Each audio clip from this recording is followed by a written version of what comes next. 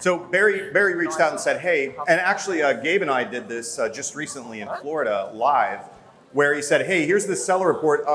Dale, let's see if you're actually worth what you say you charge people. Come up here on stage and tell us how you would reach out to people who have these alerts that are going on.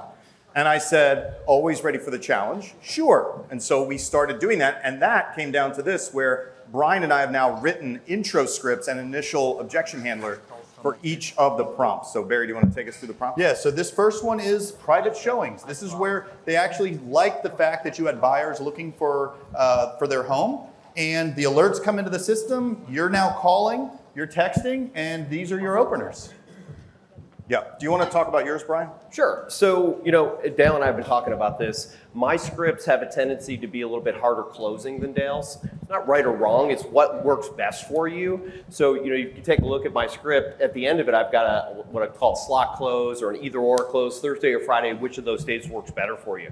But if you guys remember what Dale was talking about earlier, the 3 things that you're looking for in a script, that's still all in there. We're letting you know who we are, and that's really important. I think all too often people forget how important it is to let you know who he is. If I call Dale and I are friends, at least I think so. So it depends on what day of the week. But I'm not gonna go, hey, is this Dale? I've heard script after script after script that starts out, hey, is this Brian? I don't know about you guys, but my friends know who I am when they call me because their number's in my phone. So. Yeah. If you don't take anything else from that type of script, make sure you're not asking that question. You're basically saying, I'm a salesperson, put your wall up because you're going to try and sell me something. Yeah. So mine, and again, just because I love showing how easy this is to make it on the fly, mine here just says who I am, why I'm calling, and I ask them a direct question, right? And in this case, the reason that I approached it this way rather than closing for an action is because I know the likelihood, you guys all know the likelihood that if that comes in where it's like, hey, please bring your buyers, and you call them up, they're gonna be like, what are you talking about? Or I didn't do that. That's going to happen, right?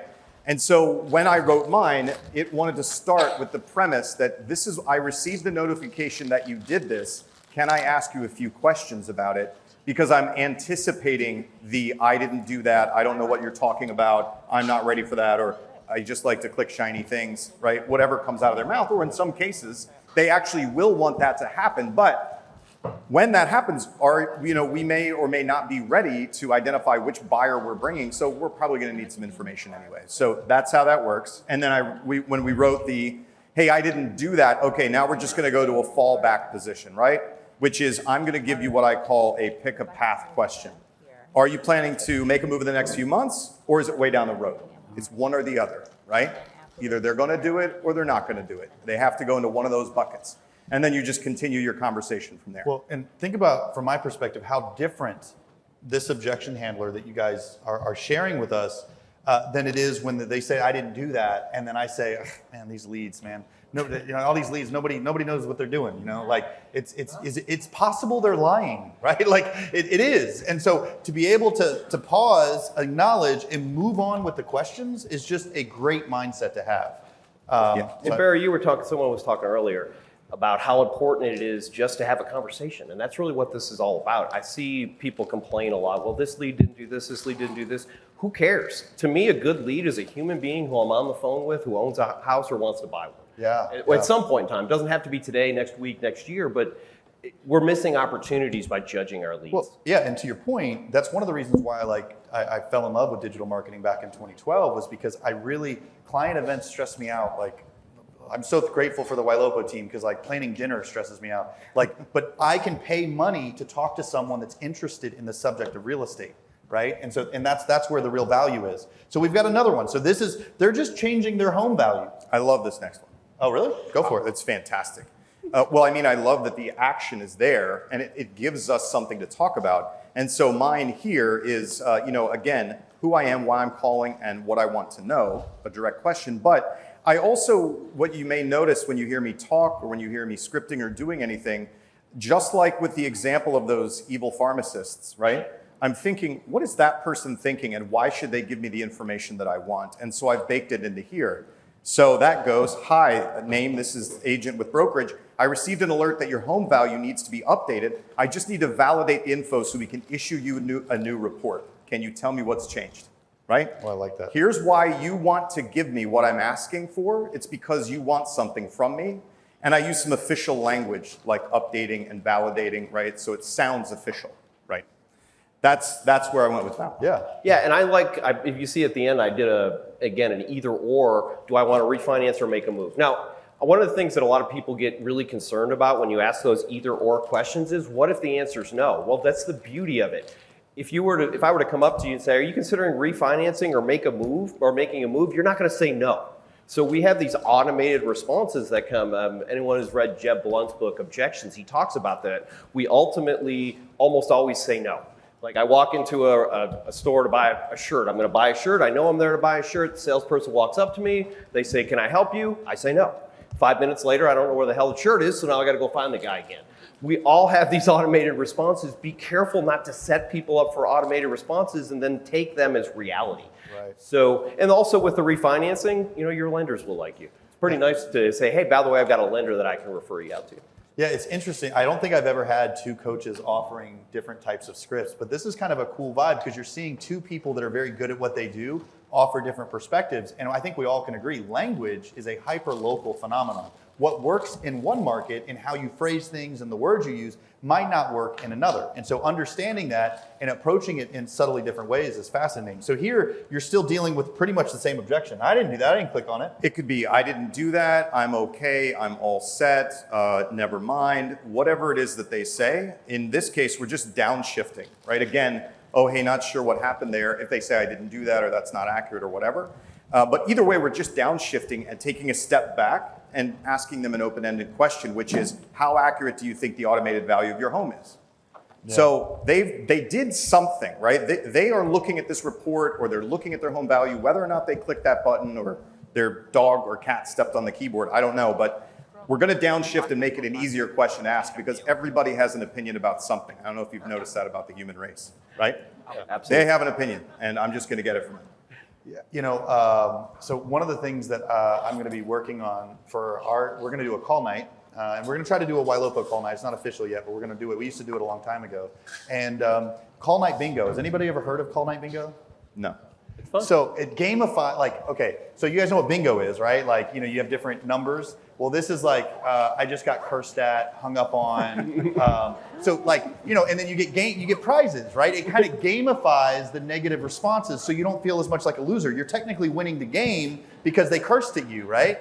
And what this does is it helps you to adopt the objections in a different way. It's almost as if you're embracing the objection. I love it. Does that make sense? I love it. Yeah. F you. Awesome. Thank you so much. Woo! Yeah. Woo. By the way, bingo. I just won $100. Exactly. That's so good. That's so good. All right, I'm getting a lot of this in my database, viewed similar listings. Okay. Go ahead, Brian. Yeah, so I'm reaching out to you today because we saw that you were looking at some homes on our site, and I just wanted to know if you were considering making a move soon or you're just window shopping.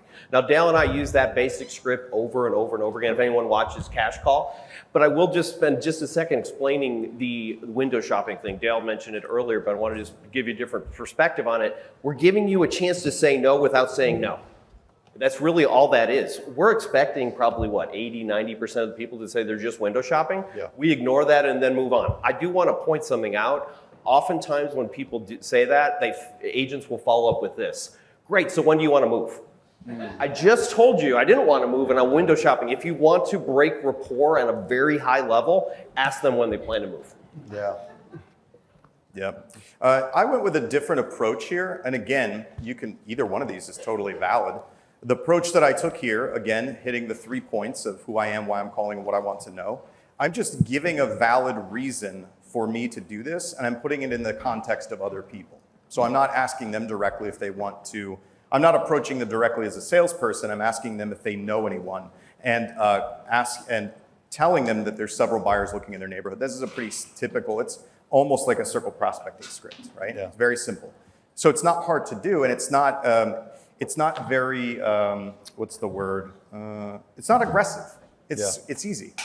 And then go ahead, do you want to say something? Well, I was just going to say that what we found with lower engagement activity, indirect, casual as far as automated drips and stuff like that, tends to get higher engagement. I don't know about conversations, but I'm just saying from an automated, if you guys read our automated email campaigns that we wrote off of this, it's all kind of taking the general intent of whatever the behavior is and just going with like a general vibe, just because we don't really know why they clicked it. They're not telling us yet. But on a conversation, to Brian's point, going right to whether or not they're moving or just window shopping is a great way to discover motivation. Yeah, here we're talking about I'm talking about testing the waters to see what kind of offer they could get from a buyer. Really low impact. And then for the objection, again, going back to the seller report, this is another way to ask about the seller report. While I have you, how do you like your new seller report? Are there any changes I can make for you to update the automated value of your home? That's a good one. I like that. I like that objection handler because it's almost like you're moving more to an administrative approach. Yeah. Just discussing that. Yeah. It's like, I generally follow the policy of I'm every one of your friends. You just don't know it yet. And so here I'm just offering you free stuff until you break down and you accept some of my free stuff. The first sample is always free.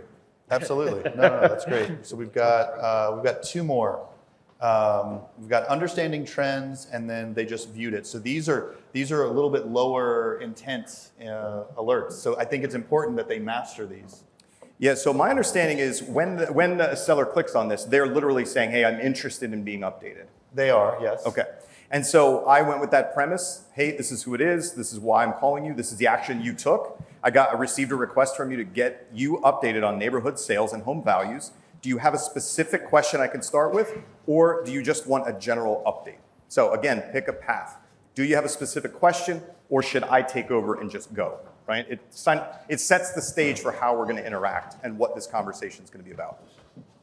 So my script, one of the things that I like, I heard Gabe do this earlier, out of curiosity. So I didn't use out of curiosity in that script, but I was wondering.